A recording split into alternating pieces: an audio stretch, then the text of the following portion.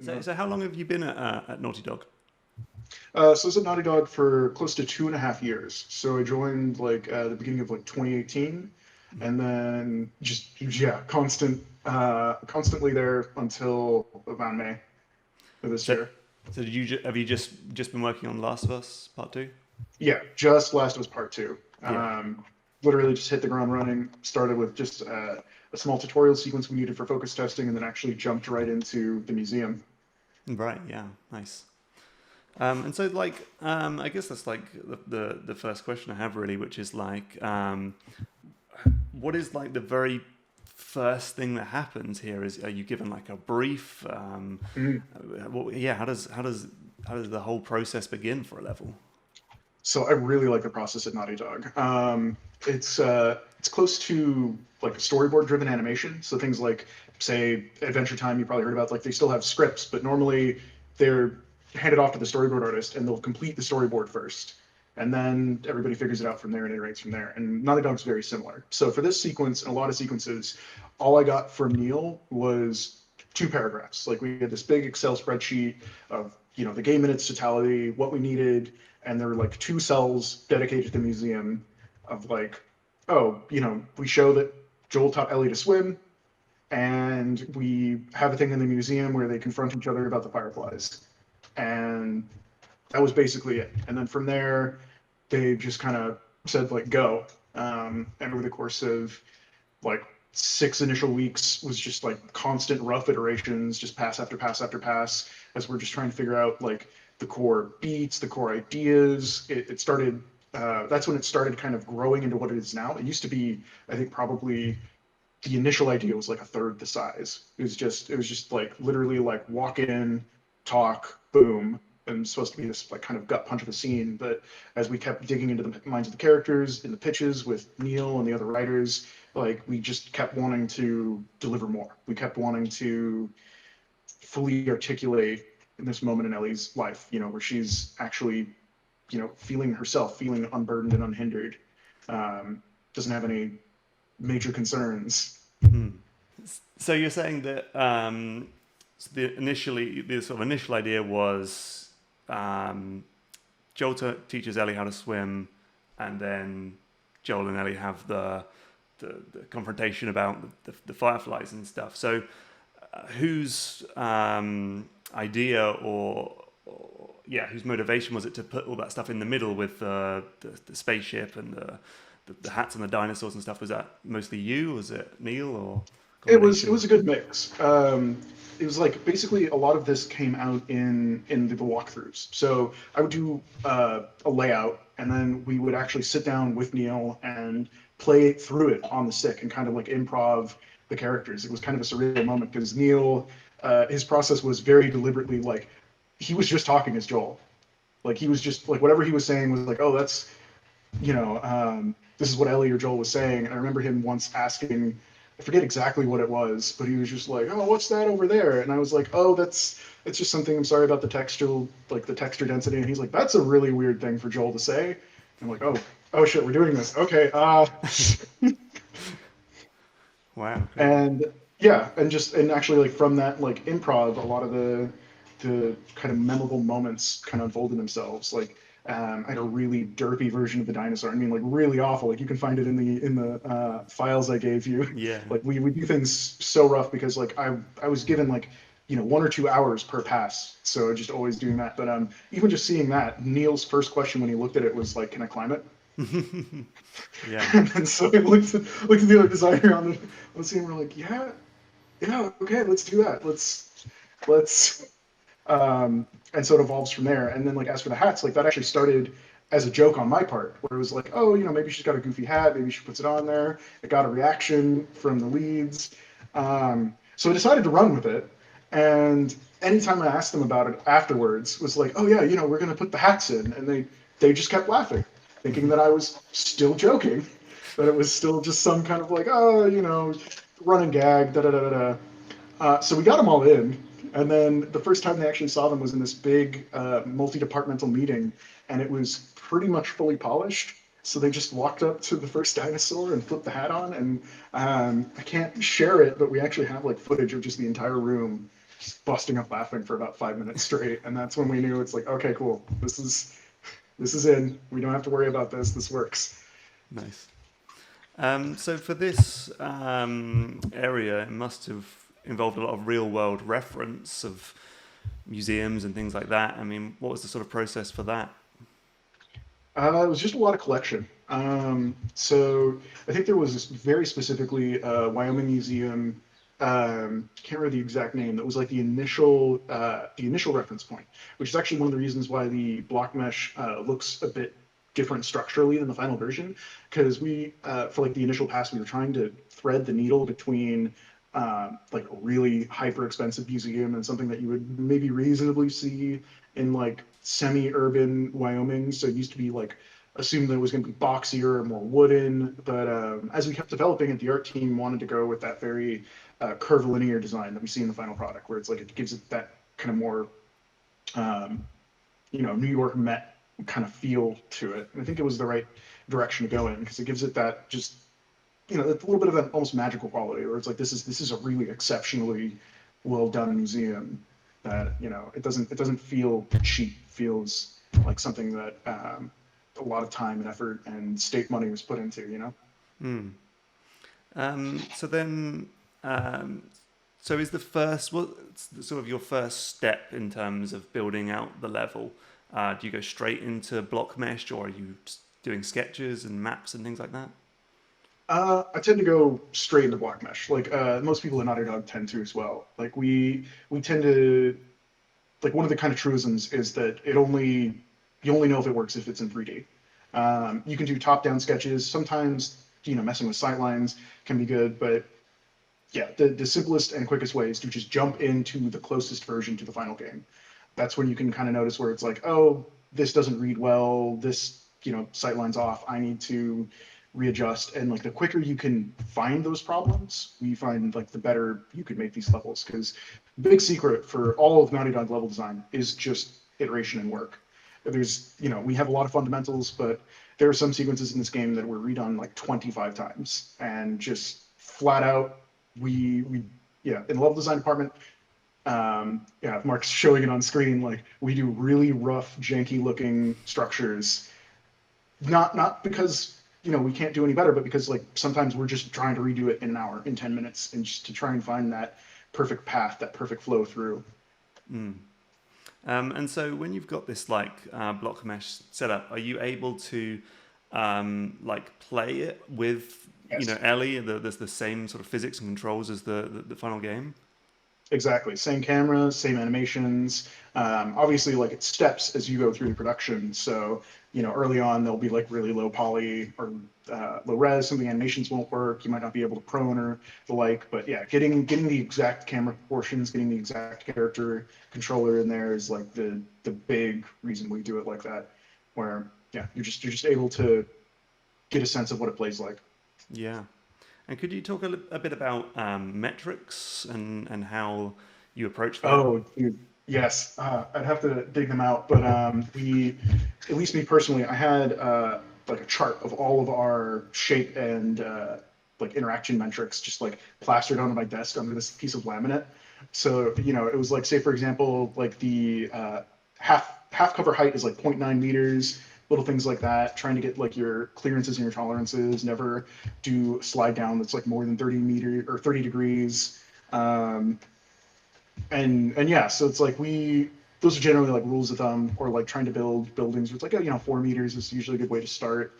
But we really have to handle metrics differently depending on what style of gameplay is in there. So in the museum, because there's no combat, Mm. we were able to be a little bit more fluid with our specifics. But anywhere else, really specifically in arenas, it has to be like really, really high tolerance, because you'll get weird behaviors. Like, say, if you have like a piece of cover that's like 1.2 meters, that might seem like that might be okay. But then if you go from crouching behind it to peeking over it with a gun, your gun will clip through.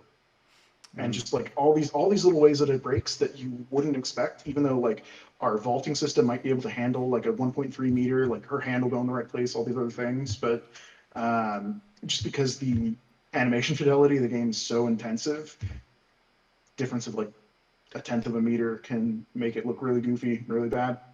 So I think you'll kind of see even in this project where it's like Last of Us One had that really distinct kind of feel where it's like you go into a room and everything's kind of blocky and you're like, oh, I'm gonna fight something here, aren't I? It's like always kind of like a distinct thing, and it's like you'll never be able to escape that. But I think we've hit it a lot better in this one. Yeah.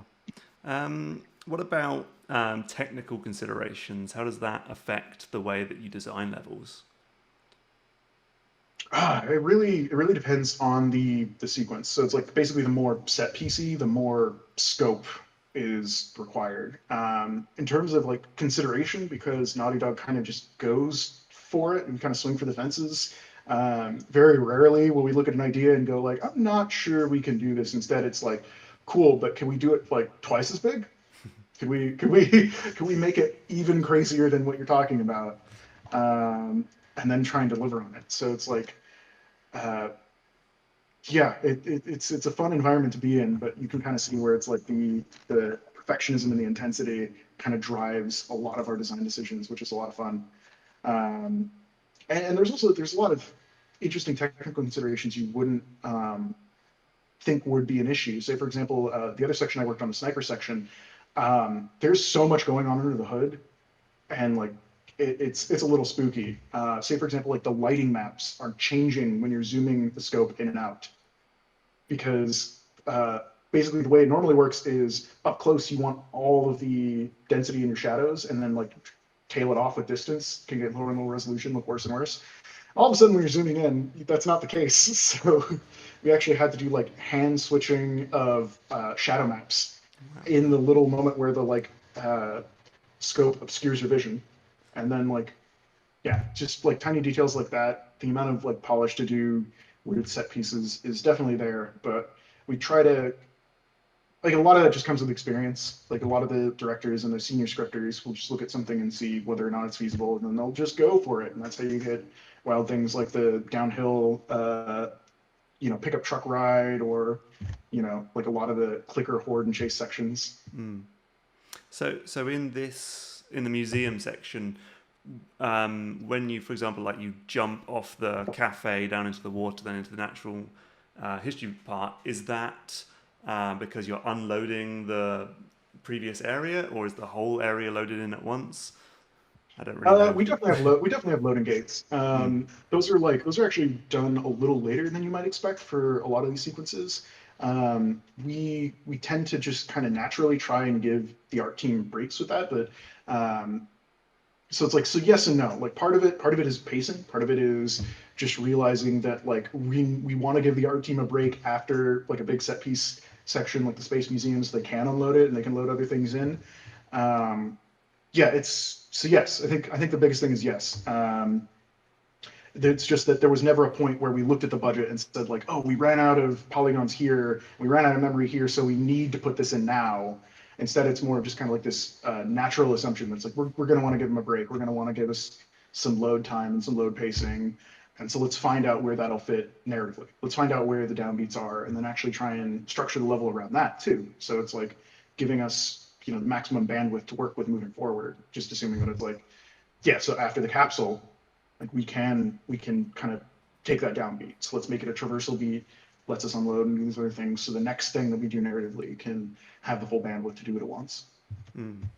And then because the museum levels, obviously you've got to fit in between other levels, and there's got to be like a sort of flow of the pacing and the intensity and things like that. How are you working on that with completely different people making the level before and after you? How does that sort of process work? Thankfully, it was pretty smooth because at Naughty Dog, all of the level designers were just like in the same like cell. So we were all just literally getting lunch together every day, chatting every day, testing our levels every day. So it was just like a matter of like kind of knowing who was in charge of each section, always kind of keeping abreast of like what their needs and their goals were. To start out, it was really just like knowing it's like, oh, cool, this underground subway thing. This is going to be really, really, really intense. All right, I'm gonna count it like we're gonna make this the big contrast point for this part of the game. So it's like the more they raise it up, the more comfortable I felt lowering it down. And then, yeah, same with the sequence after, where it's like knowing that we're going into the sequence of Rescue Jesse, we're introducing like, dogs for the first time, all these other elements. So to kind of ease us back into it, that's when we kind of started tooling with the like boar jump scare to kind of give us that much more kind of even full experience internally, but also to kind of reset us up to kind of tune the player and like, okay, cool, we're going back now. The fun times are over. This is now going to get back to serious territory. Brace yourself. Nice. Okay, should we? I'll Yeah, let's. play some of the level. So, so how do you work with like the cinematic teams with all this sort of stuff? We work pretty closely. So Neil tends to be the one who really handles the like cinematics at the like, granular level, where it's like, so as we're walking through, I might be the person who say positions Joel, figures out exactly where he's stopping right now, and turns around. But Neil will be the one going in the cinematics team and asking, it's like, why are their fingers there? Please place them in a different way. Give Ellie a different like expression on the guitar. Hmm.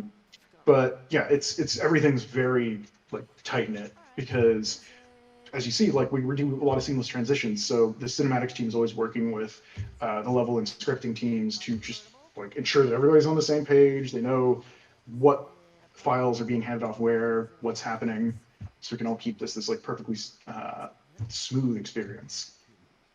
And how do you deal with making a level that is essentially like it's outside, so it theoretically goes on forever, but obviously doesn't? How do you deal with that in terms Yeah, of like funneling the player in and dealing with like load, draw distance, and things like that? honestly, it's a massive pain. Um, like the as you can kind of see here, like the trick is to try and give this sense of boundlessness while always still kind of producing natural barriers where it's like even if you were to jump in the water, you get a feeling it's like, oh, I'm not going to climb over all of that and crest that hill. Mm. Um, and it's like here it was really nice, but I mean like in some of the Wyoming levels, it's really bending the credibility of like what Wyoming is because it's this big open expansive space, especially on the mountainsides. Like most mountainsides in Wyoming are just kind of sheer. They're just kind of slopes. Whereas like with the intro, it's this big intricate path. But I guess yeah, the big takeaway answer is like a lot of smoke and mirrors and a wonderful art team that knows to kind of work within those constraints. So this is the first time in the game, right, that you do swimming? Is that right? Yes, first Yeah. time that Ellie like has on-screen swam. So it's like we wanted it to be this. Initially, it was going to be like, oh, like an actual swimming lesson, but we kind of, as we iterated on it, like figured like, no, this could actually be a turn or a reveal where it's like, oh, they've already done that. We've already like accomplished this moment, and it gives Joel this, really wonderfully dad-like tease with her, and yeah, so it's like, so we're using this whole area to kind of tutorialize it. So it's not, this is still lifting the gameplay. This isn't just a narrative beat. Yeah. And then you get this sort of reversal where it's really weird, like trying to play games when the person who made it is watching. I'm like, how do I play the game? I feel like I've broken something already. Um, Yeah, Joel's acting a little funky it actually. is a bit, isn't it? I don't know what I've done. There you No, go, it's all Joel. right. Yeah, There he so then goes. you There get he the goes. reversal. My camera's going a bit weird. There we go. Where you push Joel in. So how did that sort of come around? This one, geez, trying to think. Like, I think for a while it wasn't even a reversal. It was just like, okay, hop in, all these other things. And for a while after that, it was also just going to be a cutscene. And I actually kind of had to personally harass Neil a little bit to just be like, can we keep the button in? Can we keep the button in? Can we please press it? And he actually kind of relented finally. So, and I think it adds a lot of value. I think just like being able to be the like motivator for this little small turnaround really adds a lot. Yeah. Actually, that's something I wanted to ask you is in this level, there is some parts that are mandatory. You have to go in the spaceship, things like that. But there's a lot of things that you can completely miss. You don't have to climb up the dinosaur. You don't have to put hats on dinosaurs. What were the sort of thinkings behind things you're making the player do and things that you're sort of letting them miss if they're they're not sort of being really judicious about it.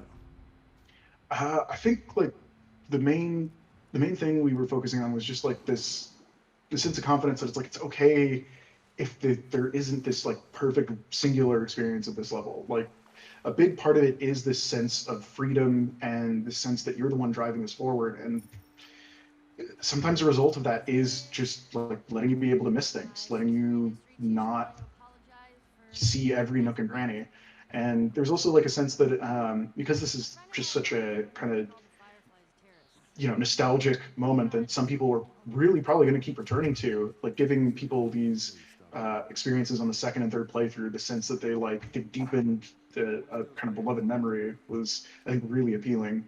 But that was definitely a consideration later on, because the main thing was it's like if you forced everyone to do everything, for some people it would drag. I Mm. think that's like the biggest consideration as we kind of like dug through it, where um, with game pacing in particular, it's a very tailored thing. You want to be able to like let the player go through as quickly or slowly as possible, and for the people that just want to run through, asking them to sit there and go through all these little cute things would have absolutely infuriated them. Yeah. So Naughty Dog is well known for having lots of different techniques for guiding the player's sort of attention and flow through levels of color and light and things like that. What sort of techniques did you use on this level? Because this one maybe not, doesn't need it quite so much because it is more open and players can kind of choose where they want to go. But yeah, so like, but what techniques did you use? Oh, I mean, like the whole bucket is still getting thrown in everything all the time. I think the biggest one that's most prominent, obviously, is Joel kind of leading you through the initial section of the level. So it's like he's just this constant sign, basically, just go here, follow me. But then we flip it, even like right here, where he actually stops and lets Mm. you push forward into the brush. You kind of start looking towards the light because he's now like at this point, like in the narrative, just kind of going like, all right, cool, I'm gonna let her wander into this. I'm gonna stop leading, and he even like shuts up, and she's like, "What is it?" And so it gives this moment, like all the more, again, that like sense that you're the one pushing this forward because you are. Like you could sit there for 20 minutes, and Joel would just stand there and just kind of keep teasing you, just like, "No, I'm not gonna ruin the surprise." And then But on that, yeah, like here, even on the dinosaur, like we try to use like ivy and color. Like if you look at the tail, it's like a brighter hue just to try and draw your eye and give you a sense that it's like, hey, this is secretly climbable. Hey, you can do this. And again, Joel is leading you around this, so we're always kind of like at least hinting at the possibilities rather than like leading you directly, as with some sequences. But you were gonna say? I was going to say I forgot what I was going to say actually, but something that's very cool about The Last of Us is that it's very sort of reactive. You kind of almost you're always like um, expecting the player to do things or sort of catching them when they do things. They assume they're just sort of doing something on their own, and then you hit them with a line from Joel or Ellie. How do you sort of do that? Is it just a case of like a lot of playtesting and iteration? A lot of playtesting and a lot of iteration. Like a lot of these like wonderful lines were actually done kind of later in the process, where like Hallie and Neil would just kind of come through, work with us on the level and scripting team, and just kind of figure out what needed coverage, what needed, um, what would sell the moment best. And I think that's why everything feels so like interlaced and grounded, is because a lot of the dialogue is actually written in reaction to the art. It's not like we make a comment or like they write a line and then it's like, oh, cool, that red truck over there. It's like, okay, cool. I guess we get to put a red truck into the level now. It's usually the inverse. It's like we put it in, the level designers like will make something for navigation or some other purpose, and then the writers go in and fill out naturally with how the character's voice would describe that. Nice. So, what sort of considerations were you making for this initial opening part of the museum? So for this part, we wanted to just kind of give both that like, an awe-inspiring moment. Like we give a hint of what's in store with obviously the Dionychus is right there, but also just kind of giving a bit more of a neutral opening. Honestly, like you can tell that like you can worm through there in the back, but is as we kind of portray, it's like you have things both to the left and right. There's not any like heavy strong weighting, so that kind of engenders a bit more exploration. It doesn't feel like you're getting pulled through the nose. So it's like this is one of those examples where we actually turn down a lot of those navigational techniques a little bit so that you don't feel like you're being railroaded or that there's some kind of golden path, but instead you're engaging with the space directly. You're the one kind of actively like trying to piece together and figure out what the space is. Nice. And yeah, there's just like so much little scripting going in here. Like for example, Joel positioning himself right here on camera, just so they like have a good back and forth. Right. Yeah. So is that down to you as the level designer, like where Joel is standing? That's mostly down to the scripters. So the two main scripters on this level were Andrew Frost and Jason Eldridge. I helped out a little bit with this in the end with the polish, but they definitely did all the heavy lifting for like getting the system and getting basically Joel's AI script to be able to handle all the multiple stages of this. There's like over 2 dozen like slight gradations, like as we just move through the level, where it's like, oh, Joel's behavior for the the gift shop, Joel's behavior for the main room, Joel's behavior for this. And so he has all of these different parameters that are just constantly shifting to both kind of communicate his mood, but also make him behave correctly for gameplay, making sure he's always on his marks, basically. What are your thoughts on like how long these moments last? A lot of these they seem very short little moments. It's almost like you don't want to get players stuck in a long back and forth for ages, but they're just like enough to kind of sell the moment. Exactly. I mean, it kind of goes back to what we were talking about with the pacing earlier, where it's because we're letting the player drive the pacing of this sequence. We kind of wanted to keep all of each individual chunk as small and kind of responsive as possible. So they're quippy, they're punchy, and it just gives you this, the sense that it's like, well, if you want more, you can turn another page. We give that sense of kind of that opulence, I guess, where it's like, no, no, if you want more, there's more. Just keep going. Just engage with the space a little bit more, walk a little bit more forward, and then yeah, you get this big reveal that it's like, no, there's a whole room full of these things, and like now all of these have interactions. So I think like the early area definitely like primes you that it's like every little thing will be worth fiddling or touching if you want to. Something that I think you do really well on this level is like framing of the cool moments. So the T Rex is like surrounded by a sort of circle of trees, and then this you kind of come around the corner, and then you get this really amazing image of all these things. How conscious are you of that process, and sort of what techniques are you using to get there? We're extremely conscious of this, and this isn't even just down to me. Also, like the art direction, art directors get involved. The environment artists are a major part of it. Um, yeah, the main thing we just kind of look at is, like you said, just trying to create interesting camera movements with the level geometry. So like always ensuring that like occluder, as you saw with the wall there, is like sliding off, and that's the thing that starts revealing all of these interesting things, rather than like if we made the hallway tighter or made the doorway snake to the left and forward, it would just be kind of all there on display at one moment. The way we kind of refine these things it varies. So like for the T-Rex, for example, I would do things like paint overs for the foliage, because there were some instances where like you'd be able to see the T-Rex a little too early or a little too soon. So like trying to actually like, sculpt the doorway with the foliage so that when Ellie sees it and reacts is when you see it and react. And you actually have to kind of push through and like kind of pulls up as you're walking through it to kind of give you this big reveal. Mm. Because we also noticed like some interesting things in playtesting where it's like a lot of people didn't even like some people sometimes would not even notice that there was a dinosaur in front of them until they saw the head. So there were like really painful instances we got on camera where somebody just like walked through, looked down, and turned left, and then we're like, oh, a museum. Never saw the T-Rex at all. Well, I've heard that generally, like level designers are frustrated that players never look up. Is that something you find yourself with? It's very true. Especially like even going deeper into it, like there are other interesting reasons for that. Like a lot of new players, be it shooters or third person games of all types, newer players tend to want to look at the ground Mm. to be able to feel like they're safe navigating forward. So there's this double threat where it's like experienced players tend not to look up just because they know they don't need to, and then newer players that actually have it even worse, where they're kind of unsure of themselves, so they're always looking at the ground. But yeah, but it's like there are techniques. I think like Halo is still like one of the best in the business of doing that, where it's like you'll have those ships on the low horizon come up over you and just yeah, or the Halo ring, just little.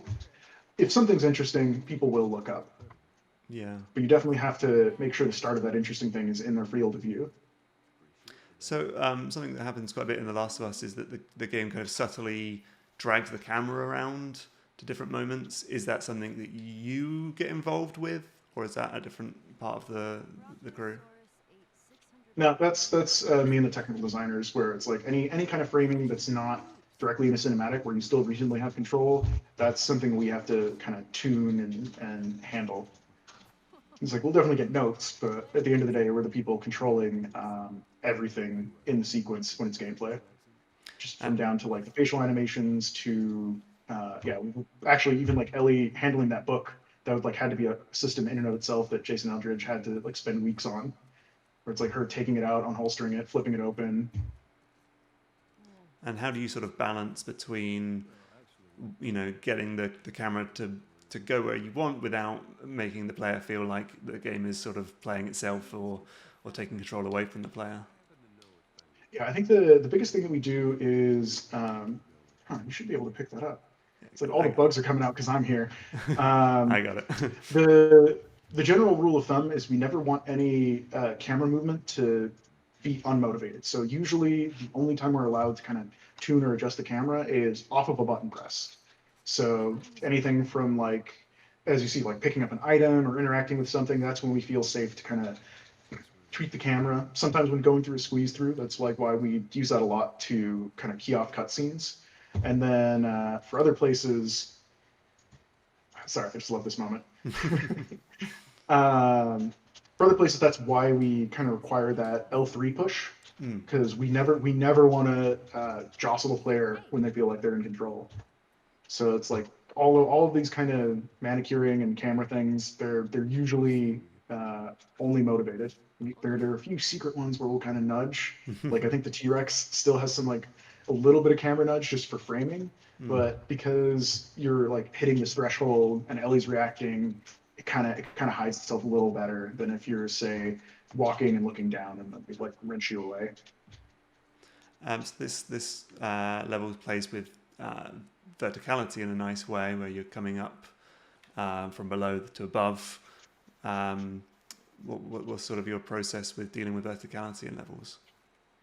It's something we try to break in early. Like I think, as we'll see in if you're showing the like really rough block mesh, like the moment where we're like looking at the Brontosaurus like up close, up high, it's kind of like always baked in for me. It was always something I wanted to kind of show off, where it was just like it gives you that sense not only just of the verticality, but that the space is cohesive. The space is, you know, just kind of woven into itself. That it's like, oh, not only am I like seeing this cool thing up close, but I remember looking at this balcony earlier. I remember wanting to get close to this thing. Everything below me is stuff I've walked through.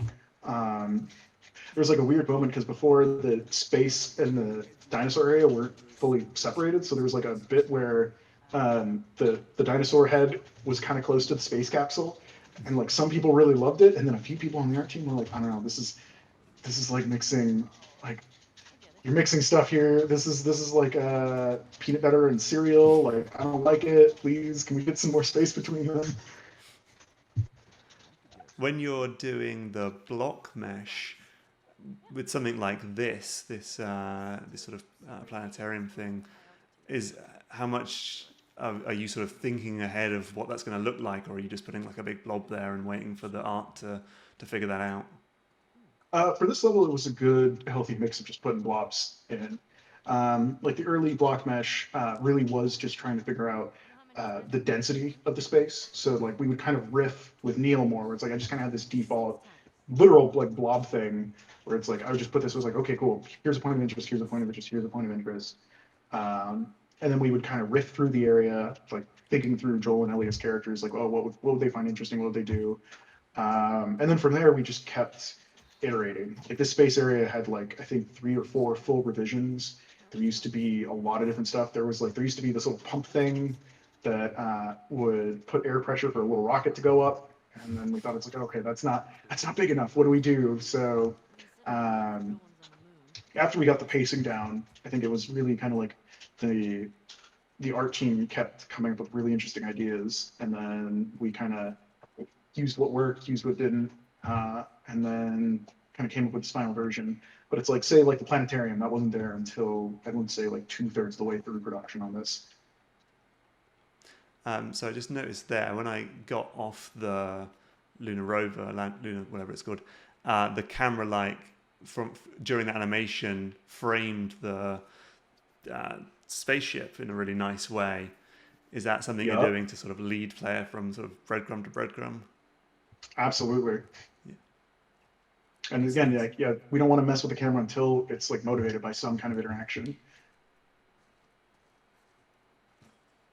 Because it feels like you were saying that the level is up to the player to sort of explore it, but there's very much a nice flow through from thing to thing to thing. So how are you sort of trying to find that balance between making sure the player sees every cool thing, but also feels like they're on their own journey?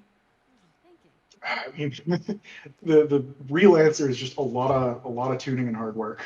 Like, um, we adjusted the layout of the space like multiple times over just to give it this nice, just to give it that flow. Like for example, when we had that little pump rocket, one of the things I liked about it was you kind of pumped it facing one direction, and then the triangle prompt would then lead you like about 90 degrees around it. And then as you interacted with it, the space capsule was directly in front of it. They're right where the benches used to be. Um, so it's just like finding little opportunities like that anytime you place something down in the level where it's like, all right, how do I get them to think about the next thing? How do I get them to, frame or otherwise reference it? Sometimes it's in the writing, sometimes it's in like the camera controls, but yeah, overall, I think like by this point though, thankfully, like a lot of the players are just kind of bought in to like how this space works. They're just like, okay, cool. Like with the hats, with the jumping off, like most of this stuff's gonna have a payoff, and so people then kind of own their own movement through the space. You just feel it's like, okay, if it looks cool, there's gonna be something cool. I'm excited now. And then, so how do you get to a moment like this? If for you as a level designer, you've just put a spaceship in. Do you then go to Neil and say, "Here might be a good moment to do a story section," or what happens there? Oh, it's an ebb and flow. With this one, definitely, it was. I think like Neil came away from one of our kind of pitch sessions. Like we were starting to expand all this out. Before it was like a different part of the. It used to be different. It used to be like the big lander thing, and actually the sequence in its very very early stages was going to end here. Like it was just going to have Firefly graffiti, and it was just going to be the big punch, and that's it. But I think it was just like something with how the pitch meeting went that like Neil really started diving deeper and deeper into the characters, and he just like came back the next day with like the rough of this scene, and we're just like, okay, cool, this is perfect. Well, let's do this. And then from there, I actually then started revising the level as is to kind of lead up to this moment, to give it more space to breathe and to kind of give it this, so now everything kind of has this great arc. Before, like the dinosaur was kind of the high point, but Hmm. now with this, it's just a part of the build towards this sequence. And And then then like this as is so like, developing it, sorry, I was gonna say this no, is go like ahead. there's almost like a sort of three act structure to this or whatever. There's like this is the big crescendo, but then we go down into the darker, um, yeah, more sort of spooky and also part of their relationship, the more difficult part of their relationship. So it's like it brings a nice arc to the whole level. Yeah, exactly, exactly. In fact, like we really try to be conscious of that. We're not like beholden to just three-act structure, but to put it bluntly, like we really, really like Robert McKee's process in his book. You've probably seen the big like 400-page story by Robert McKee, Hmm. to the point that like most designers get sent there to like this full 3 hours, 3 day seminar early on. Like when I got in, that was like one of the first things that we did was just like actually went and like did that workshop for 3 whole days, and it gave us kind of the language to start breaking down and tackling like the exact things you're talking about. Like, okay, cool. Now that we know we want to deliver to this moment, how do we pace it out? How do we actually build out the structure properly? And then now that we have this extreme high note, like what do we do to counterbalance it? How do we develop it? What's the third act after this? You know? Hmm. I just had a quick question, which is after you've gone from doing your block mesh to getting the full art, are there ever moments where you go, actually, something's not quite working and you have to go back? Or is that like a point Yeah, of no return? no, like all the time. It's so much it hurts, but no, I mean like that's again kind of going back to the fact that it's like the big secret for this level of quality is just that dedication, that level of work that we'll be willing to do to scrap something that doesn't work and redo it. Um, so yeah, like even if something is fully arted, it's not safe. Like we'll look at it and we'll just try and make it better. Yeah, nice. Okay, so now we get to go through the door. So before I was trying this level, seeing how much I could kind of skip just out of interest. Hmm. And it's like, you can't skip that. If you go through this door, then Joel's like, no, come check out this. So you've got moments where Exactly. you can and can't. Yeah, which is interesting in its own right because like the attempt to skip has to be its own animation, its own voice Of line, course, yeah. and then we're also considering like, oh, this is also a part of the level flow. Like that's why the moon rover is like close to it, so it's like, oh well, we bounce you off of that, then we frame that. So this is another like framing moment where we get the fence and panels are kind of framing the next part. And it Yeah, almost this feels one was a like, little so difficult. go ahead. Oh no, so this one was a little difficult. Before there used to be a slide down where you'd actually have to vault over what you're in front of right now, and then you'd like slide down a bunch of other things. But it was just a little difficult to read. Like the animation was going to be a bit rough. Like getting Joel to slide looked weird. And then after that, we decided to like, oh cool, we'll just jump into the water. Again, like several iterations of art needed to be done to give this sense that you have the affordance to jump down. Whereas like before, some people just get stuck and be like, I'm not gonna vault over a ledge. Like screw you, that's insane.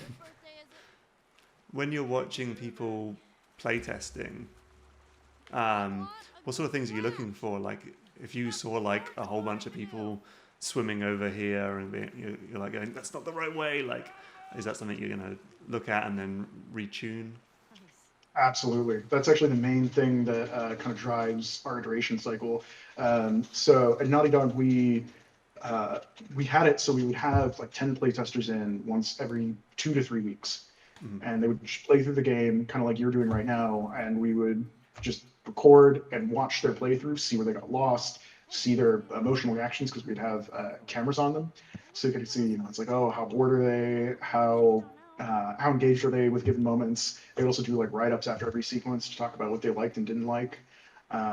So again, just like a flood of data of just like seeing how many people, being able to like confidently say like, yeah, like 60% of people climbed the dinosaur, or only 1 in 10 people found this thing. How do we make this thing more findable, for example?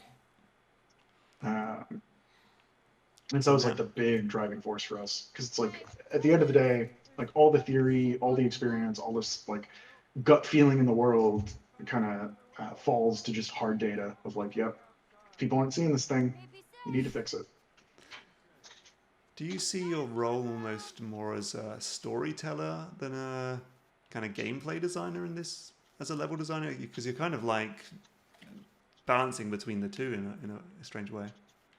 Yeah, Naughty Dog, it's definitely a mix. Personally, I'm a very like narrative focused designer. I mean, like my previous work was like on CRPGs and other types of interactive fiction.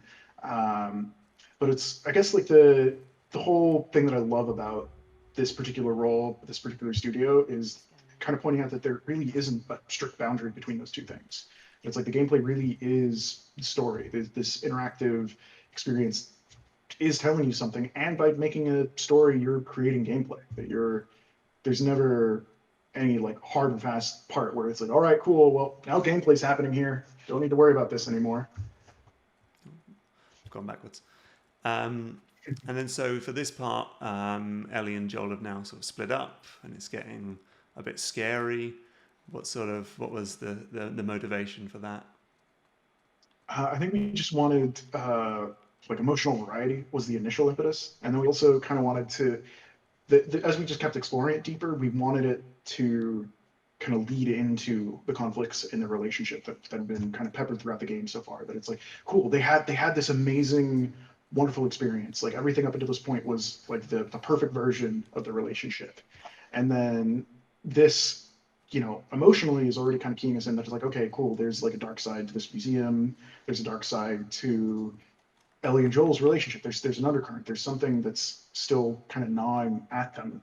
And then like right now it's vague. It's just like, oh, there's all this ominous graffiti. There's somebody who's kind of very regretful of the decisions they've made in life, the violence they've enacted. So already subtly we're kind of like keying in that it's like, oh shit, you know, Mm. this this can parallel, this can feel, uh, the emotional weight of the actions I've been doing up until this point kind of got to somebody. And then on top of that, obviously, like we're giving fake pickups, all these other things. Like there's no combat in here, but just the fact that everything in here is like two combat metrics. It's Mm. quiet. Yeah, has been like all those subtle cues were really fun to play with because a lot of people get into this. They even just look at the cover and then they immediately crouch and go into listen mode and just like, I know there's something coming.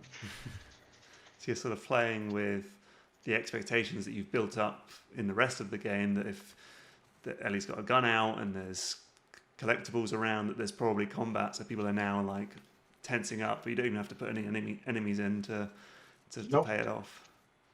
Just to kind of give her just to even signal that it's a possibility is enough to get people to tense up, which does kind of fit with a lot of the narrative later down the line as well, where it's just like even a situation that feels like combat can be enough to trigger something in people. Um, but yeah, this whole sequence is there. This was kind of talking about to kind of explore and set up that tension that this relationship between Ellie and Joel has conflicts and defects that can't be ignored, that will run you over, and so it kind of then like sets the frame for everything that comes later, where like be it in Finding Strings or the final confrontation, like this helps us tie the good to the bad. Mm. And so I guess this is the So end of your level. yeah, for the most part. And so how long do you think, or is it even possible to guess how long the whole process took for this one part of the game? Oh, pretty much 2 solid years. Really? Really, like, yeah, I mean, like, basically a third of my time over 2 solid years, but this was like one of my major sequences. Um, I had four in total, but this one is definitely one of the most robust, but also one of the ones that like stayed itself the longest. Like, so the second flashback, for example, was one of the most redone sequences in the entire game, like just multiple full rip outs, redos, and the like. Whereas like this one, like after its initial like 6 week rush, like didn't the beats didn't change too much. Um, but yeah, like to get this to this final version, it was 2 solid years, and my responsibility shifted pretty dramatically over that time. So like initially, it's just the block out, it's just the layout, kind of working with the narrative design. But then like as things get more and more concrete, my role shifts more and more into being producer. So I can dig out a notebook that's like this thick of just like all the itemized lists and all the things that I needed to go to every department to make sure everything was in there. I was scheduling meetings and just kind of keeping everybody on the same page so that it's less about me going into Maya and fixing up things and being much more focused on communicating what needs to like what needs to happen, communicating with the art and the animation team, and I think even more importantly than that, collaborating with them. Like anytime anybody had an idea to like make the level better, seeing if I could push through and convince the directors to let us do it. Um, so small things like the hats are like a good example of that. But like say the mirror that I think we didn't cover in that footage where it's just Ellie's like doing the face stuff. Like that was like one of the animators like big things. Like he wanted to really like do that and explore that. So like building that out or adding that to the level. Um, and then yeah, it's like as we kept getting closer and closer to ship, it just my job just became more and more like making sure everybody's on track, making sure we have everything we need, that even in the worst case scenario, this level's gonna sing. Like we have most of what we need. And then even further in, like finishing up the scripting, finishing up the bug fixing, coming in and like I said, like I was mentioning, like doing the little adjustments, like helping the scripters position Joel or handling the dialogue animation. So like a lot of the stuff in gameplay that's like outside of cutscene, those are keyed off by the scripting team and me, where like all of those gestures are like Ellie kind of like exuberantly going like, "Oh my god, it is a dinosaur." Like we had to go in and be like, "All right, cool, give me big expression two at this time frame for this reason. Have her looking here, face this." Um, and so yeah, like it's at Naughty Dog, it's a very holistic role for level designers, where there's very little um, there's very little consistency to what you'd see in other studios. Mm. Because yeah, it's like part producer, part narrative designer, part level designer. In my case, part technical designer. Um, but like as a result, like this, you get a sense that like you're really crafting this thing. Like it's a bit closer to like episode director, I guess. Like they always like even talk about it in their promotional material, where it's like the level designers kind of act as assistant directors, but yeah, by that same token, like it really is just it's helping the team make the best possible level, and I think that's the thing that I love the most about it, because there's just so much, like not even just like the Neil suggesting the dinosaur jump, but like changing the art style or expanding the space area a little bit, like just kind of listening to the input of others, listening to what everybody on the team from every department, even QA, and just always finding ways to make the level a little bit better and a little bit more expressive of what they like. Like one of our concept artists who wasn't even on the level necessarily, um, Alex. She's a huge paleontology nerd. So she just came in with like 5, 6 pages of notes and just like, cool. So that's not what a Deinonychus looks like. This is what it does. And we went through and made sure like all of it was to her specifications. Just that there wasn't a single missed detail or a bone out of place, so to speak. So as a level designer, you have to be able to communicate with other people in the team. Like it's just essential. Yeah, just fully essential. Like there's the Naughty Dog kind of refers it. It's a kind of get out of your chair design style. Like they're like if you're at your desk for more than half the day, maybe you shouldn't be. Maybe somebody needs help with something, and you should check on that. So I guess. Um, Oh, sorry. Go ahead. no, that was the space grab. So I guess it's almost like I mean I don't have any experience with this, but it seems like back in the day, the block mesh for something like Quake 2 or whatever, the block mesh was almost the level. You just like slap some textures on and it's kind of done. But that's like just step one for a game these days. Oh, very much so. I think like there's certain other techniques and processes to do it. Like for example, Bethesda kind of does the inverse, where it's like here we build everything from scratch, everything's custom. But on like a Bethesda project or a lot of Ubisoft, I believe as well, it's much more handing level designers a kit that they world build with. So there is kind of that more. It's like, oh, the block out is the final art is the thing. You might have world artists come in and like tune and give extra foliage and little things like that. But like especially for a Bethesda project, they're just like, cool, you have your kit, make your level, ship it. Um, where it's like I think that's one of the interesting things about this like discipline of design. There's so many different ways to go about it. Like you said, like sometimes the Quake version still works. Like Brendan Chung of Blendo Games still literally works in the Quake engine and just is able Yeah. to make some of the best level designs out there with literally going like, all right, cool, here's the block, here's the texture, we're done.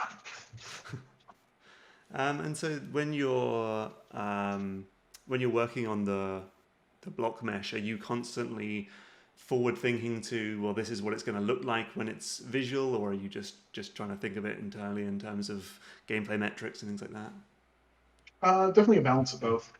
For combat sequences, I tend to be much more like, oh, this is just gameplay. Like, I'm gonna put blocks down. We're gonna try and make the blocks work, and then I'll work with the art team to figure out what the blocks even are.